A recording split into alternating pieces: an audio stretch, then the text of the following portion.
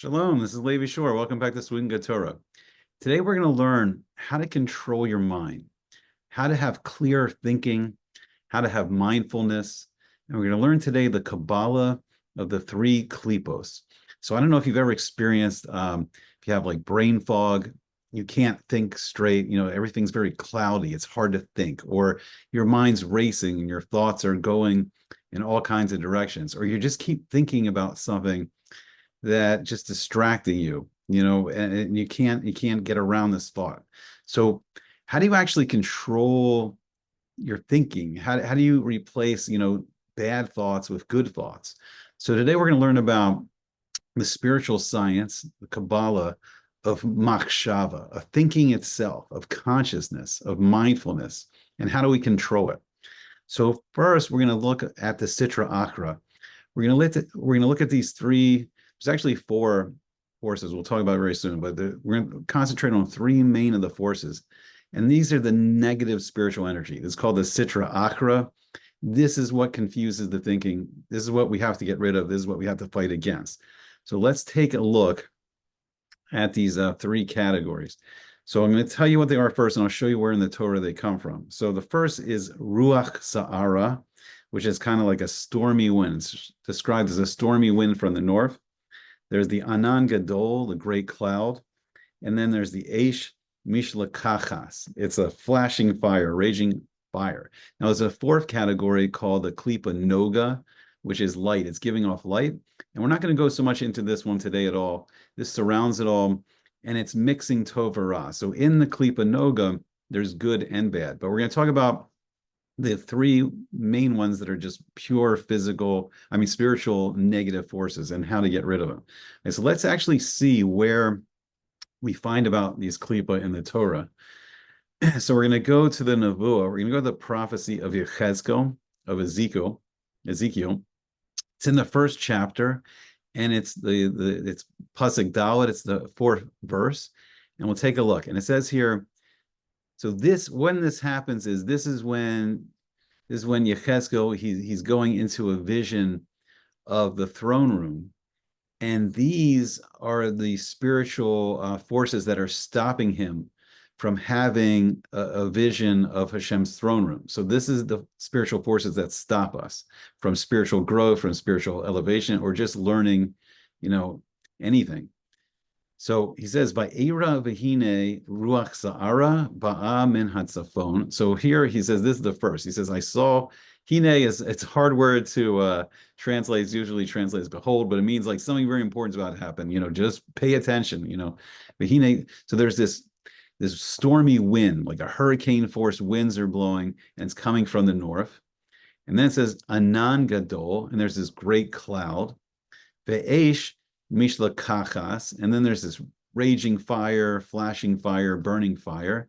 Vinoga lo saviv, and then there's this noga, this bright light that's kind of surrounding it all. Umetocha, and then inside of it, when you're in the center of all these negative forces, kein hachashmal.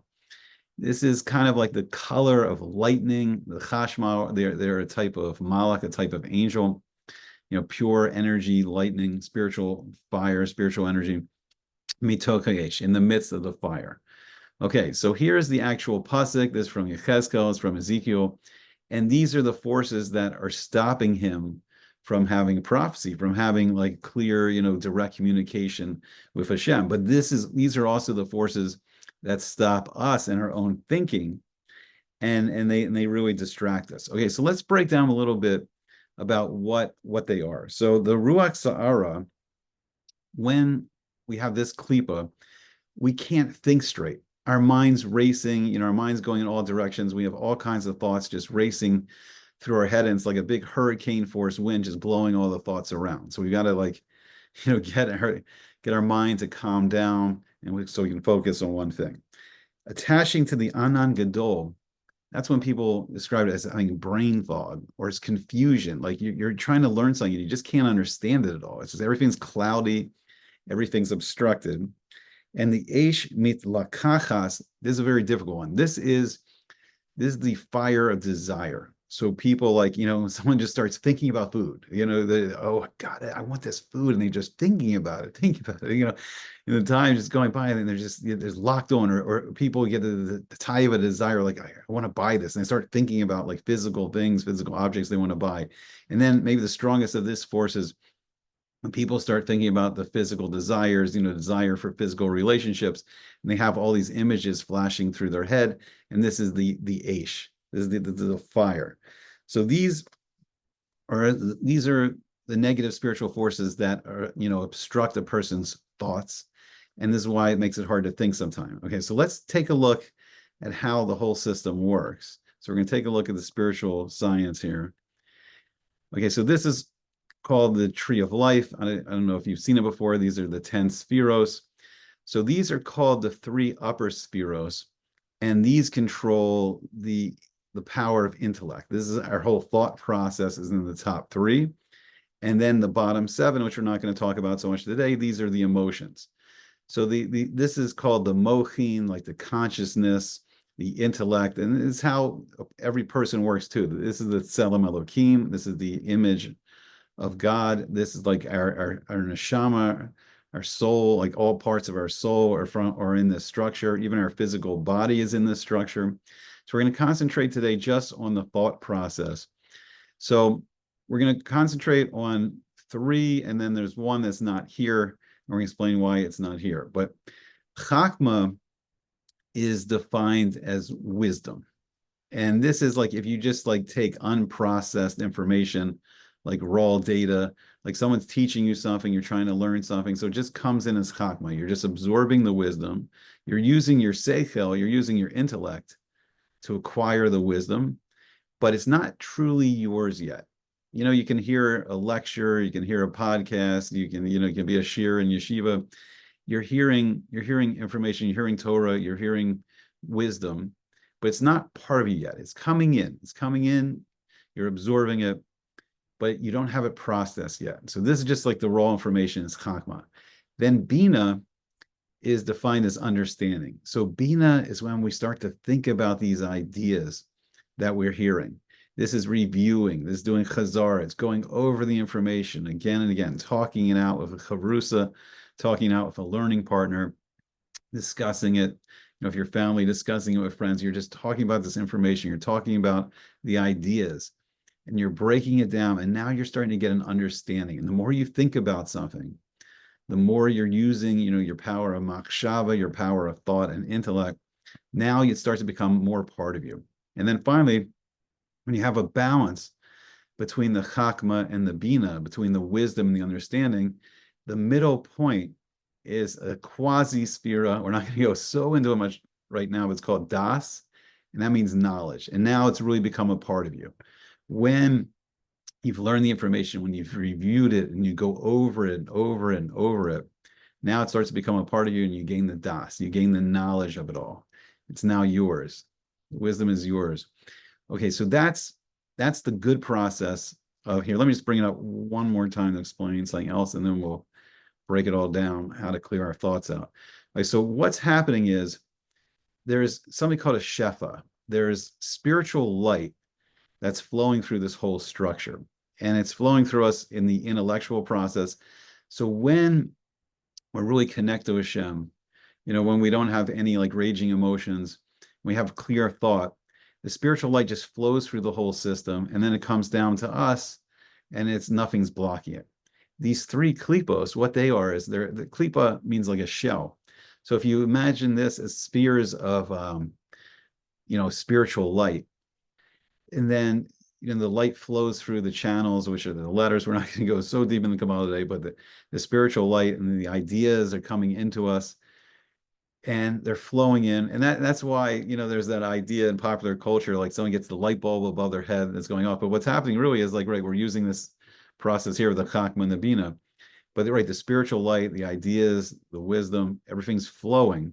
But the klippot are kind of shells around this sphere of light, and they block the light, and then they block the channels, and then things can't flow. And that's why we start to have the blockages. And that's why we have trouble thinking clearly. So we got to get rid of these klipa. Okay, so we're going to talk a little bit about practical ways. Okay, so what do you do? All right, so one thing, just knowing about the Klippot is very, very valuable. And one practical method, and it's not easy. I mean, it's not like some magical method, there's no magic. It's work. It's spiritual work. It's mental work. It's like going to the gym every day, doing physical work to build your body, working out, getting your body in good shape. We have to get our minds in good shape. And then, then it helps also when everything's flowing, when the good spiritual energy is flowing through, then, then our shamans, our souls are in good shape. Okay, so what we want to do is we want to start using the negative spiritual forces are called the Sitra Achra, the other side, the negative spiritual forces. And what we want to build is we want to build the Sitra Kedusha, the side of holiness, and we want to use the good spiritual. We want the good spiritual flow. It's called mazel to flow down to us and through us. Okay, so one good method of stopping these negative thoughts and clearing our thinking is just to unplug from each thought, just to get used to like, oh, I'm thinking of a pizza. I'm trying to learn this, or I'm trying to do this, or I'm trying to think about something. Oh, I want a pizza. I want this. Okay, great. So maybe I'll get a pizza later. Disconnect. Say, that's just, that's just the klipa, the aish. So I just the idea, like, oh, recognizing that's where it's coming from. It's coming from there. Let's say you have, you can't, your mind's racing. All these thoughts are racing through your mind. Unplug. They say, that's coming from the Ruach Sa'ara. That's the stormy wind. I'm going to unplug from that klipa. So just unplugging and just being conscious, raising your level of consciousness that this is where these thoughts are coming from. That's the first step. That starts to unplug us from it. The Anan Gadol, I can't think clearly. I got brain fog. Like, what's going on? You want to unplug from that klipa of the great cloud. You can just do it generally. You don't have to be so specific, but just say, this thought is not what I want. And it's this whole process of getting used to stopping and controlling your thoughts. Not just let thoughts just flow through, your mind. You're in control. You're the boss. It's your body. It's your neshama. It's your soul. So you take control of it. And your thoughts are not random, and it's you. You're the king of the castle. You're the emperor of the empire. So you control what goes through your mind. So if you don't like these thoughts, get used to like, this is not a thought I want. Stop it.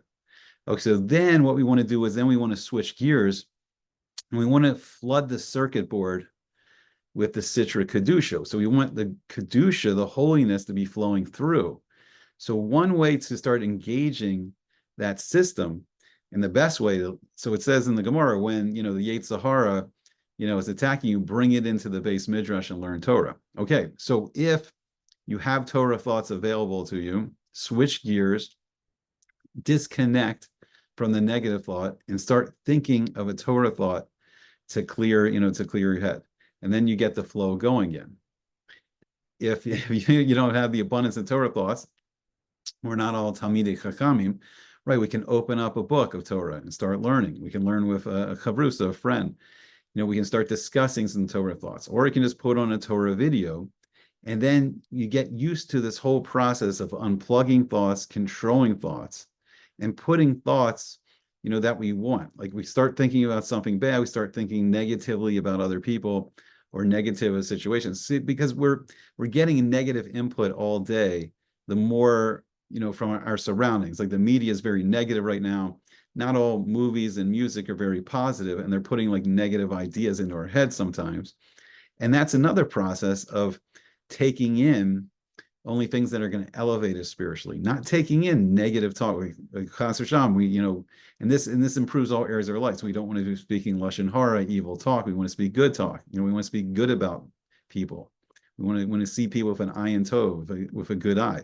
But it starts first from the machshava. It starts first clearing out the thoughts. When we have good thoughts, then we're probably going to have better dibur. We're going to have better speech. We're going to have dibur tov, lashon tov. We're going to have good speech, because if we have a good machshava, we're going to have good speech, and then our actions are going to be good. But it all begins.